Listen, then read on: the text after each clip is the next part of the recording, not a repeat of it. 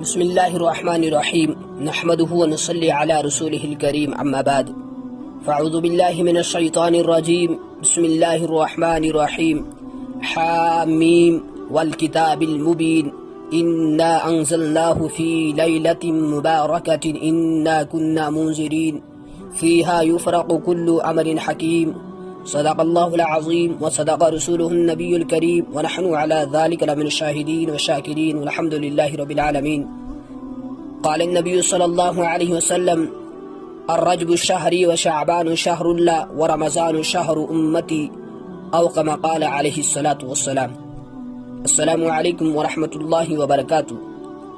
محترم سامعین، جیسا کہ ہم سب جانتے ہیں کہ آج اسلامی مہینوں کے اعتبار سے یہ مہینہ شعبان المعظم کا مہینہ کہلاتا ہے. یہ بڑا بابرکت مہینہ ہے اور بڑی عظمتوں والا مہینہ ہے. چنانچہ اس مہینے کے اندر ایک رات آتی ہے جو بڑی بابرکت ہے، جو بڑی رحمتوں والی ہے، جو بڑی عظمتوں والی ہے.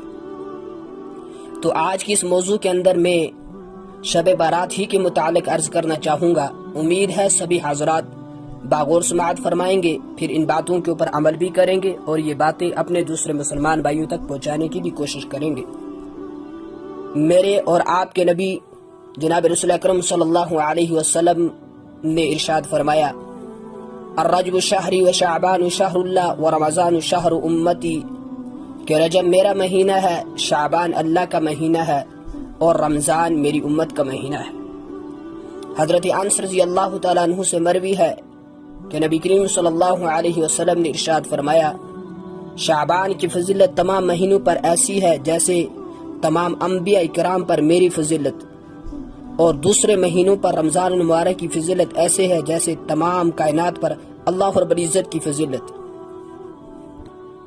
ایک روایت کے اندر آتا ہے کہ رجب اور رمضان کے درمیان ایک ایسا مہینہ ہے جس کی فضائل کا لوگوں کو علم نہیں ہے، جس کی فضائل سے لوگ ناواقف ہیں. آپ علیہ السلام نے ارشاد فرمایا اس مہینے کے اندر بندوں کے اعمال اللہ رب العزت تک پہنچائے جاتے ہیں. اب اس سے یہ معلوم ہوا کہ شعبان اور رمضان میں گہرا رابطہ ہے. حضرت انس رضی اللہ تعالیٰ عنہ سے روایت ہے کہ نبی کریم صلی اللہ علیہ وسلم جب رجب کا چاند دیکھ لیتے تو قرآن کریم کی تلاوت کے اندر مشغول ہو جاتے. مسلمان اپنے مال سے زکوٰۃ نکالتے، صدقہ و خیرات کے اہتمام کرتے. ان قیدیوں کو طلب کیا جاتا جن پر حد جاری ہوتی تھی، انہیں سزا دی جاتی تھی، اور جو بے گناہ ہوتے تھے، جو بے قصور ہوتے تھے، انہیں باعزت بری کر دیا جاتا تھا. حضرت عائشہ رضی اللہ عنہا فرماتی ہیں کہ ماہ شعبان میں نبی کریم صلی اللہ علیہ وسلم باکثرت روزے رکھا کرتے تھے. دیگر اصحاب رسول سے بھی مروی ہے کہ نبی کریم صلی اللہ علیہ وسلم پورے سال میں ان دو مہینوں کے اندر یعنی شعبان اور رمضان میں نہایت ہی اہتمام کے ساتھ روزے رکھتے تھے. حضرت اسماء بن زید رضی اللہ تعالیٰ عنہ سے روایت ہے کہ انہوں نے نبی کریم صلی اللہ علیہ وسلم سے عرض کیا یا رسول اللہ صلی اللہ علیہ وسلم، آپ شعبان میں کثرت روزے کیوں رکھتے ہیں؟ سرکار دو عالم صلی اللہ علیہ وسلم نے ارشاد فرمایا اسماء، یہ بہت بابرکت مہینہ ہے، رجب اور رمضان کے درمیان آتا ہے. لوگوں کو اس کی فضائل کا علم نہیں ہے. اس مہینے کے اندر بندوں کے اعمال اللہ رب العزت کے حضور پیش کیے جاتے ہیں. تو میں اس لیے اس مہینے کو محبوب رکھتا ہوں کہ میرے اعمال جب اللہ کے یہاں پیش کیے جائیں تو اس وقت میں روزے دار ہوں، یعنی میں نے روزہ رکھا ہو. ام المؤمنین حضرت ام سلمہ رضی اللہ تعالیٰ عنہ فرماتی ہیں کہ میں نے نبی کریم صلی اللہ علیہ وسلم کو 2 مہینے متعدد روزے رکھتے ہوئے نہیں دیکھا مگر شعبان اور رمضان کے، یعنی آپ صلی اللہ علیہ وسلم شعبان کے اندر بھی اہتمام کے ساتھ روزے رکھا کرتے تھے، رمضان مبارک کے اندر بھی روزے رکھا کرتے تھے. اس ماہ کی 5 تاریخ کو نواسہ رسول سیدنا حضرت امام حسین رضی اللہ تعالیٰ عنہ کی ولادت ہوئی. اسی ماہ کی 15 یا 16 کی درمیانی شب بارات کہلاتی ہے جو بڑی بابرکت ہو. اب ہم اندازہ لگائیں جسے قرآن نے بابرکت کہا ہو، کیا کہنا اس رات کی برکتوں کا. اسی ماہ کے اندر تحویل قبلہ کا حکم نازل ہوا. اسی ماہ کے اندر سرکار دو عالم صلی اللہ علیہ وسلم نے ام المؤمنین حضرت صفیہ رضی اللہ تعالیٰ عنہ کے ساتھ نکاح فرمایا. مسجد زرار جو کفار نے اہل اسلام کے خلاف سازشیں کرنے کے لیے بنائی تھی، اس کو بھی اسی ماہ کے اندر نظر آتش کیا گیا، اور اسی ماہ کے اندر قرآن کریم کے نزول کا فیصلہ ہوا۔ حضرت عائشہ رضی اللہ تعالیٰ عنہ فرماتی ہیں کہ ایک مرتبہ نبی کریم صلی اللہ علیہ وسلم میرے حجرے میں آرام فرما تھے، رات کے کسی حصے میں میری آنکھ کھلی تو میں نے سرکار دو عالم صلی اللہ علیہ وسلم کو اپنے حجرے سے غائب پایا۔ میں آپ صلی اللہ علیہ وسلم کی تلاش میں نکلی، میں نے تمام ازواج مطہرات کے حجروں میں آپ علیہ السلام کو تلاش کیا، مجھے آپ علیہ السلام وہاں بھی نہ ملے، یہاں تک کہ میں جنت البقیع کے قریب پہنچی تو میں نے دیکھا کہ آپ صلی اللہ علیہ وسلم جنت البقیع کے اندر پہنچ چکے ہیں، اور میں نے دیکھا کہ سرکار دو عالم صلی اللہ علیہ وسلم اپنی امت کی بخشش کی دعا کر رہے ہیں۔ تو اب اس حدیث سے یہ معلوم ہوا کہ حضور صلی اللہ علیہ وسلم اس رات قبرستان گئے تھے، جنت البقیع گئے تھے، ان بھائیوں کے لیے جو اس دنیا کو چھوڑ کر چلے گئے تھے ان کے لیے دعا کی تھی۔ تو ہمیں بھی چاہیے کہ ہم اس رات قبرستان جائیں، اپنے ان مسلمان بھائیوں کے لیے دعائے مغفرت کریں۔ حضرت عائشہ رضی اللہ تعالیٰ عنہ سے اللہ کے نبی صلی اللہ علیہ وسلم نے پوچھا، عائشہ تمہیں معلوم ہے آج کون سی رات ہے؟ تو عائشہ رضی اللہ تعالیٰ عنہ نے عرض کیا، اللہ اور اس کے رسول ہی بہتر جانتے ہیں۔ تو سرکار دو عالم صلی اللہ علیہ وسلم نے ارشاد فرمایا، آج شب بارات ہے، یہ اتنی رحمتوں اور برکتوں والی رات ہے کہ اس کے اندر اللہ رب العزت اپنی شان کریمی کے صدقے بنو قلب قبیلہ کی بیل اور بکریوں کے جسموں کے اوپر جتنے بال ہیں ان بالوں کے برابر امت مسلمہ کی بخشش فرماتے ہیں۔ حضرت علی رضی اللہ تعالیٰ عنہ سے مروی ہے کہ نبی کریم صلی اللہ علیہ وسلم نے ارشاد فرمایا، جب شعبان کی 15ویں رات ہو تو اس رات میں قیام کرو اور دن کو اس کا روزہ رکھو۔ اس رات اللہ رب العزت کی رحمت سورج غروب ہوتے ہی آسمانی دنیا پر ظاہر ہوتی ہے اور اس کی بے پناہ رحمت کل عالم پر چھا جاتی ہے۔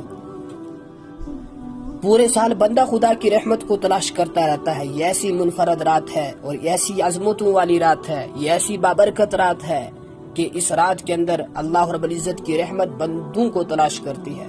حق تعالی شانو اس رات اپنے بندوں کو پکارتے ہیں، ہے کوئی مغفرت طلب کرنے والا جسے آج میں بخش دوں، ہے کوئی جس کی رزق کے اندر تنگی ہو، آج مجھ سے دعا مانگے میں اس کے رزق کو کشادہ کر دوں، ہے کوئی مصیبت زدہ جو مصیبتوں کے اندر پھنسا ہو، آج میں اس کی مصیبت کو دور کر دوں، ہے کوئی ضرورت مند جو مجھ سے سوال کرے، آج میں اس کی ضرورت کو پورا کر دوں، ہے کوئی بے اولاد جسے میں نے نہ دی ہو، آج مجھ سے مانگے، آج میں اس کی جولی بھر دوں، ہے کوئی بیمار جسے ڈاکٹروں نے، جسے حکیموں اور طبیبوں نے لا علاج قرار دیا ہو، آج مجھ سے دعا کرے میں اس کی بیماری کو دور کر دوں، ہے کوئی سوال کرنے والا، آج مجھ سے سوال کرے میں اس کا سوال پورا کروں۔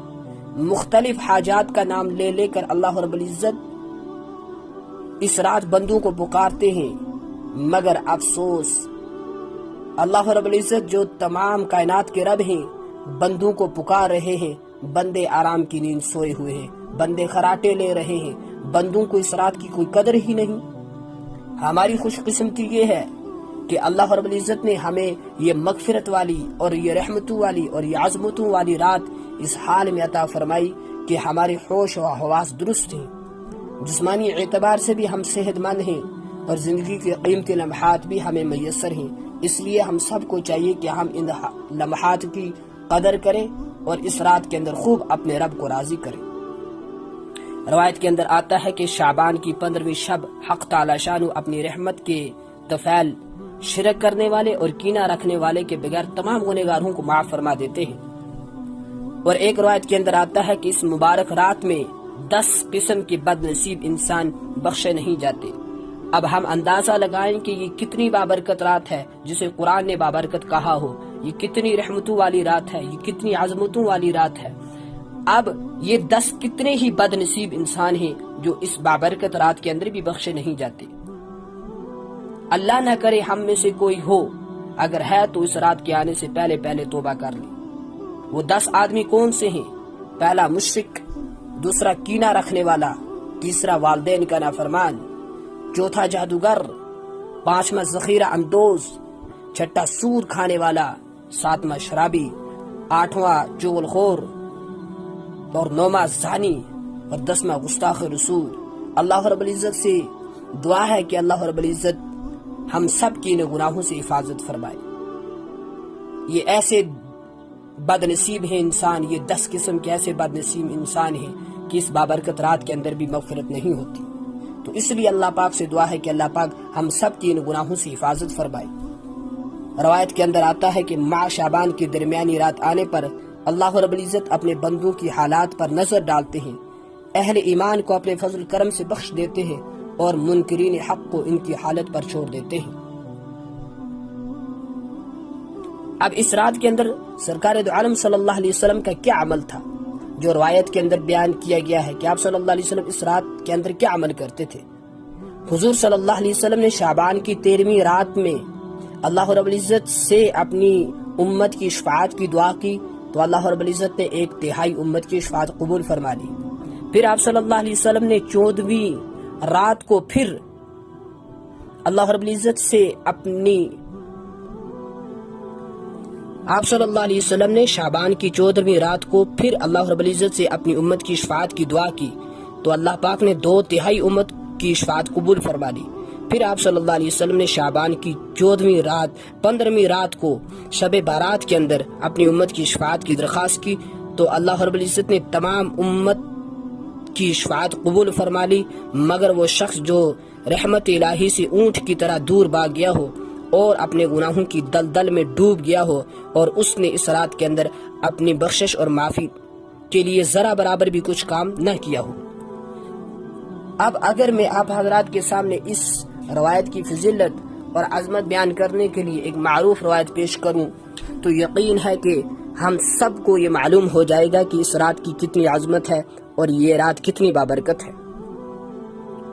حضور صلی اللہ علیہ وسلم نے فرمایا، رات کا 1/4 حصہ گزرنے کے بعد حضرت جبریل علیہ السلام تشریف لائے اور کہا کہ محمد صلی اللہ علیہ وسلم سر اٹھائے۔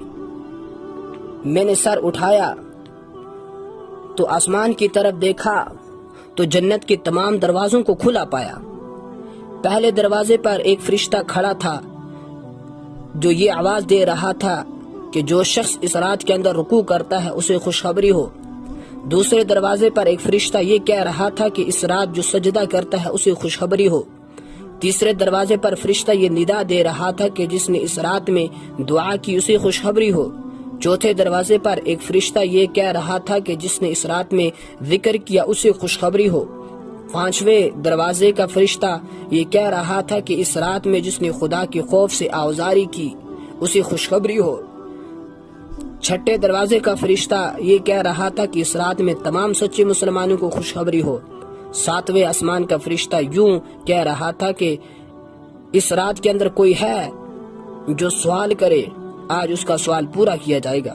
اور 8ویں دروازے کا فرشتہ زبان حال سے یوں کہہ رہا تھا کہ ہے کوئی بخشش چاہنے والا، بخشش کی درخواست کرنے والا، جس کی درخواست آج قبول کر لی جائے۔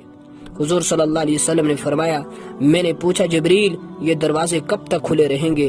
انہوں نے جواب دیا رات کے اول حصے سے لے کر صبح صادق تک۔ پھر فرمایا، اے محمد صلی اللہ علیہ وسلم، اللہ تعالیٰ اس رات میں دوزخ کی آگ سے اتنے بندوں کو نجات دیتے ہیں جتنے قبیلہ قلب کی بکریوں کے بال ہیں۔ ان روایات کی روشنی میں اس بات کا بخوبی اندازہ ہو جاتا ہے کہ یہ رات کتنی عظمتوں والی، کتنی رحمتوں والی اور کتنی برکتوں والی ہے۔ خوش نصیب ہیں وہ لوگ جن کو اس رات میں عبادت کرنے کی توفیق مل گئی۔ خوش نصیب ہیں وہ لوگ جن کو اس رات کے اندر جاگنا نصیب ہو گیا، اور پھر خوش نصیب ہیں وہ لوگ جنہوں نے اس رات کی قدر کر لی، پھر خوش نصیب ہیں وہ لوگ جنہوں نے پھر صبح اس کا روزہ رکھا۔ تو اب ہم سب کو چاہیے کہ ہم سب اس رات کی قدر کریں، اس رات کے اندر قیام کریں، اللہ رب العزت کی خوب اچھی طریقے سے عبادت کریں، اللہ کو راضی کریں، اپنے گناہوں سے معافی مانگیں، توبہ و استغفار کریں، قرآن کریم کی تلاوت کریں۔ کوئی مخصوص عبادت تو نہیں ہے، نوافل کی کثرت کریں، قرآن کریم کی تلاوت کریں، نبی علیہ السلام پر درود پڑھیں، ذکر اذکار کریں، اور اللہ رب العزت